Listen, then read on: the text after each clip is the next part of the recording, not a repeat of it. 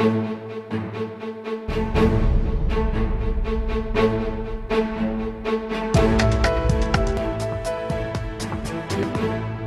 through rough undercurrents is even more difficult when the weather betrays you. This is somewhat like how the economic growth looks when your weather is actually fraught with policy paralysis and inflation. So to throw more light on this issue, today I have with me the man himself, Sukumar. Thanks, Kumar, for being on this show today. My first question to you is going to start with the corporate space. We know that last week Reliance 4G was dominating the news. Now, how do you perceive this venture? Do you see this reflective of Mukesh Ambani's ambitious plan, the telecom sector? Would you see it with a little more skepticism? Mukesh Ambani has always been extremely interested in the telecommunications space. In fact, the company that's now Reliance Communications used to be called Reliance Infocom, and it was created by him. He built it. He used to work 17, 18 hours a day. It was a very ambitious project, and they launched it with much fanfare. And although the company hasn't really done extremely well financially, one has to admit that it was the company that changed the face of telecommunications in this country. Largely through pricing related gambits, but it changed the face of telecommunications. So it's quite likely that they'll do something similar in the case of broadband wireless or 4G. Now, there are 2 or 3 points that you really need to look at. The first one is the fact that Reliance has never done well in a consumer facing business. They've done extremely well in project businesses, but they haven't really done all that well in businesses where they have to interact with a large number of customers. And it's not because of the brand or anything, because a lot of Indians are aware of the brand.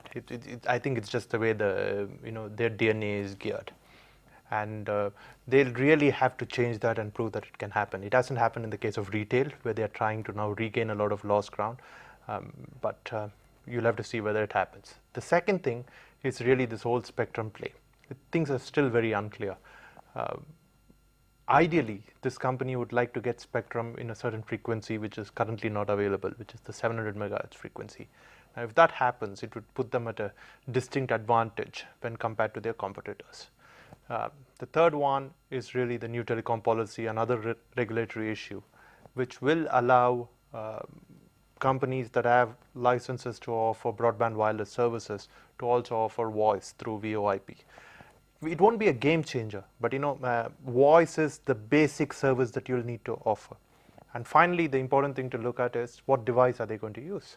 There aren't too many 4G devices. They're going to use a standard called LTE and long-term evolution, and there aren't too many 4G devices on LTE which are available in the market right now. So which one are they going to use? Well, the rumors suggest that it's going to be some form of tablet. Now, well, obviously it has to be some form of tablet or some form of smartphone, but what will it be? Now, those are the key issues that need to be answered, but clearly in the next 12 months, I think this will be one of the most interesting things to happen in the whole technology space in India. Also, there's something very core to RIL strategy, which is content. We had 3G services, but we saw there was a lack of innovative content and value-added services substantiating 3G services. Do you see that replicating with 4G, or you think it'll do much better? I think anyone who launches 4G services would have learned from what happened with 3G in India. I think companies here bid so much, they spend so much money on their bids for spectrum for 3G that they really didn't have either the money or the energy probably to go out and acquire content and really offer value-added services. Reliance, I think, is already making all the right moves. The kind of deals that they've struck in the content space with television channels, with newspapers and newsrooms. So obviously they're very, very conscious of the fact that content is really going to be a big game changer. But this again is very similar to what they'd done when they initially launched their telephone services in 2002, because they used to speak of triple play at that time, which is voice and data and entertainment. And if you listen to Mukesh Ambani talk at that point in time, one of the key things that came across was the fact that the company was actually thinking in terms of commerce, e-commerce, it was thinking in terms of education, it was thinking in terms of entertainment. Didn't really happen in the case of telecom in 2002, could well happen with 4G in 2012. Also, pricing strategy, I think in 2002 there was an entire telecom bust happening because it was providing almost free mobile phones with such low call rates. Do you think it's going to get its act fine with the 4G pricing? Um, you'll have to see. You see, Reliance has been known for very, very aggressive pricing, and they've also been known for, in India, for instance, they were the first company to really offer bundled services. Unlike the US, where you can get an iPhone along with a plan with any telecom service provider, in India that usually doesn't happen. But in 2002, when they launched, they tied up with some of the large Korean manufacturers and they offered bundled deals where you pretty much got the phone for free in exchange for, agreeing to be with the company for a certain period of time and everything else.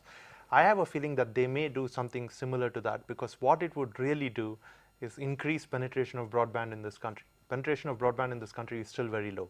Any company that goes out and gets the numbers stands to make a lot of money in the long term if they play their cards right. But the first step is really customer acquisition. In 2002, they acquired the customers, but they really couldn't latch onto them and they couldn't make them pay for themselves, which is really why Reliance Communications, as the company is now called, has a lot of subscribers but doesn't make a whole lot of money and is not hugely profitable, has a lot of debt on its books.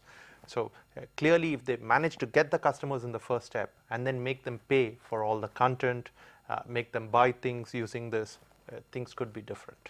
Okay, let's talk of the IT sector. We know that TCS and Infosys released their quarter results, and what results? It was really conflicting figures and gives a very contrasting picture of the IT sector. So a little bit about Infosys. It's shown that there are dismal growth rates. It's cut its fiscal growth rate to almost 5%, where it was 8 to 9%, which is quite a big growth cut. So why do you think this is happening? What is the reason behind the struggle for Infosys?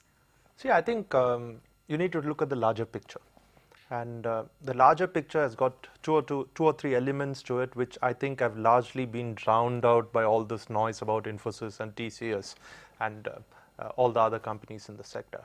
The first one is Indian IT has been searching for this elusive thing called nonlinear growth, because if you really look at how Indian IT companies grow, they add people, they grow. They add people, they grow. And if you look at a correlation between the number of people they add and their growth, it's a fairly straight line correlation.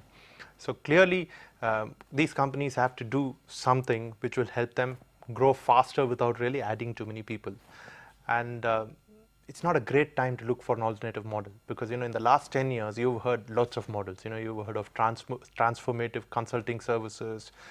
You've heard of platform-based services, you've heard of software as a service and pay-per-use model. Now, of course, the cloud is the big thing, and everyone's looking at the local market and saying, we'll cater to the needs of small and medium enterprises through services which we host on the cloud. None of these has really become very lucrative. But companies will eventually have to move towards that. So I think the entire industry is in this transition phase. Now, some companies obviously will do better in the transition phase. Some companies will not do well in the transition phase. The problem with Infosys, I think, is they have this plan which they've articulated fairly well called Infosys 3, which looks at how they really want to move a substantial chunk of their revenue to the consulting side. So they want that to account for a lot. It's not a great time to do that, because consulting it's the most discretionary spend that any company can take up. So obviously companies are not going to be very willing to do that. They're far more comfortable doing the traditional kind of work. So I have a feeling that this could be one reason. But there are lots of other issues which are bundled up in this as well. I think Infosys hasn't really managed its people as well as some of the other companies. So online bulletin boards are abuzz with all kinds of angst that are coming out from Infosys. So clearly they need to get a lot of those internal issues also right. And personally, I just think that this whole business of having a bunch of promoters and then having them queue up to take the top spot isn't really the best thing to do, especially not for a company which very early in its life set very high standards for governance and management and spoke about meritocracy and all these things. So I just think what happens when you do something like this is that a lot of talented senior managers probably look outside the company, and Infosys could well be paying the price for that. So you're talking of a more traditional sort of way of working and structure. Do you think TCS is then more modernist in its approach, and its volume growth is driven actually quite a lot by foreign markets, and growth figure for India is still quite, it's been cut out. So do you think TCS is following a better strategic foresight where investments are concerned? TCS numbers look better than the Infosys numbers, but they still, if you look at it, they still display the same undercurrent of uncertainty that is there in the larger environment. It is just that when you look at it relative to the Infosys numbers, they look a lot better. But does one get a clearer picture of how TCS is going to achieve that non-linear growth? No. I don't think any Indian company has given us an accurate or a proper explanation as to how they're going to do that. But comparatively, and in the stock markets, everything is comparative. So comparatively, TCS numbers look a lot better.